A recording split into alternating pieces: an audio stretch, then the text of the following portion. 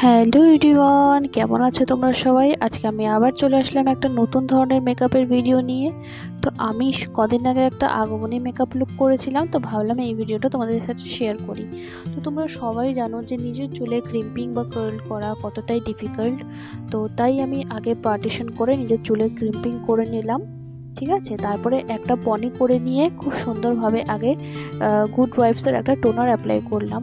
আর সেদিনকে আমি ময়শ্চারাইজারটা না অ্যাপ্লাই করিনি, তার জায়গায় আমি একটা মেবিলিনের ক্রিম বেস প্রাইমার অ্যাপ্লাই করেছি। ওটা কিন্তু খুবই ভালো, তোমরা অবশ্যই একবার ট্রাই করতে পারো। আর তারপরে যেহেতু খুব একটা বেশি মেকআপ করব না, তো সেই জন্য আমি ডিরেক্ট একটা রিকোডের ফাউন্ডেশন নিয়ে ডট ডট ডট ডট ভাবে ফেসে অ্যাপ্লাই করে দিয়ে তারপর আমি ওটাকে ভালোভাবে ব্লেন্ড করে নেবো।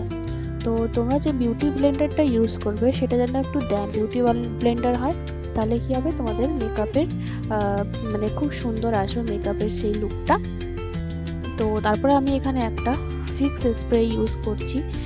এটাও কিন্তু রিকোডেরই একটা স্প্রে, তোমরা এটা কিন্তু ট্রাই করতে পারো।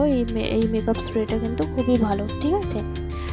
তারপরে আমি একটা ফরএভার 52 এর একটা কনসিলার প্যালেট থেকে এই লাইট কালারের শেডটা অ্যাপ্লাই করছি একটু হাইলাইট করার জন্য। তো যেখানে যেখানে হাইলাইট জোন আছে সেখানে আমি ভালোভাবে অ্যাপ্লাই করে নিচ্ছি। আর তোমাদেরকে খুব ভালোভাবে কিন্তু ড্যাব ড্যাব ড্যাব ড্যাব পোর্শনে তোমাদেরকে কিন্তু ব্লেন্ড করতে হবে, তাহলে কিন্তু তোমাদের মেকআপের যে লুকটা সেটা কিন্তু খুব ভালো আসবে, ঠিক আছে। আর তারপরে আমি একটা ফরএভার 52 এর একটা কম্প্যাক্ট পাউডার নিয়ে ভালোভাবে ফেসে অ্যাপ্লাই করে নিলাম, তাহলে কি হবে তোমাদের ফাউন্ডেশনটা ভালোভাবে লক হয়ে যাবে আর উঠে আসবে না। তারপর একটা ব্রাউন কালারের শেড নিয়ে আমি আই মেকআপটা কমপ্লিট করছি, তোমরা দেখতেই পাচ্ছ। ভালোভাবে ব্রাউন কালারের শেডটা ক্রিজ লাইনে লাগিয়ে নেওয়ার পরে লোয়ার ল্যাশ লাইনেও কিন্তু এই একই কালারের মানে ব্রাউন শেডটা লাগাতে পারো।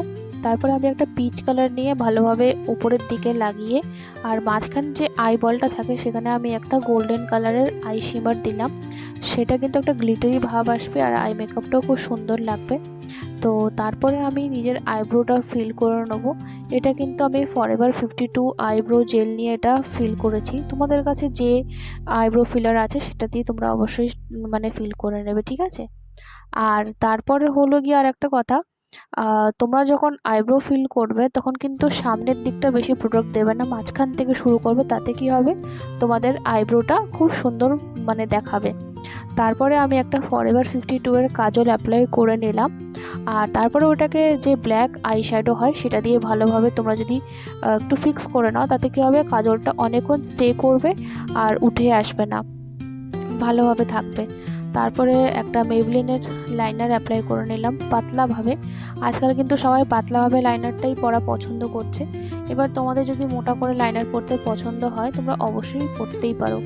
তারপরে যেহেতু আমি একটা আগমনী লুক করছি সেহেতু আমি যে আইল্যাশটা অ্যাপ্লাই করছি এটা কিন্তু একটু থিক। তাহলে তোমরা যদি এরকম থিক ল্যাশ পরতে পছন্দ না করো, তোমরা নিজের পছন্দের মতো ল্যাশ অ্যাপ্লাই করতে পারো, ঠিক আছে। তো তোমরা দেখতেই পাচ্ছ মানে ল্যাশটা মানে আই মেকআপের সাথে খুবই ভালো লাগছে।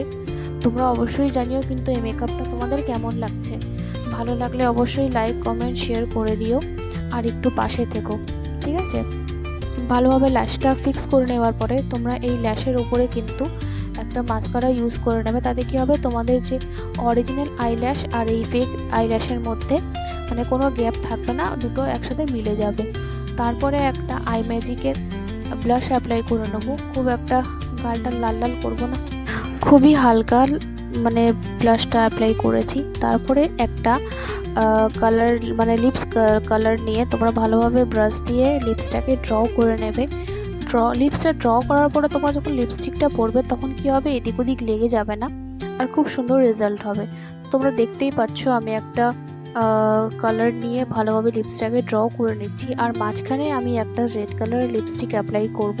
যেহেতু এটা আগমনী লুক সেহেতু একটু লিপস্টিকটা যদি লাল লাল থাকে তাহলে কিন্তু ভালো লাগবে। তোমরা নিজেদের পছন্দের মতো লিপ শেড অ্যাপ্লাই করতেই পারো।